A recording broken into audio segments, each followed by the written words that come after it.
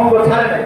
এমনকি বাস্তব কথা হচ্ছে আমার যে এখানে যারা আছে অনেকেরই চুল দাড়ি সাদা, রাজনৈতিক অভিজ্ঞতায় আমার চেয়ে অনেক দূরে গিয়ে আজকে এই গলাচিপা 10 মিনিট যদি আমি এমপি নির্বাচিত না হতাম অন্তত পক্ষে 200 ঘর বাড়ি ভেঙে চুরে আগুন দিয়ে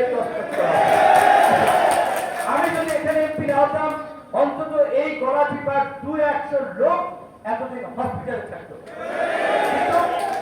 আমি এমপি হওয়ার ফলে কারো বাসা বাড়িতে একটা ঢিল পড়ে নাই, কারো গায়ে একটা টোকা লাগে নাই, কারো নির্বাচনের পূর্বে আমরা যেটা বলেছিলাম আমি নিজে একজন মজলুম মানুষ, আমি মজলুমদের পক্ষ নিয়ে কাজ করতে চাই, আমি একটা সাধারণ পরিবার থেকে উঠে এসেছি, আমি সাধারণ মানুষের জন্য কাজ করতে চাই।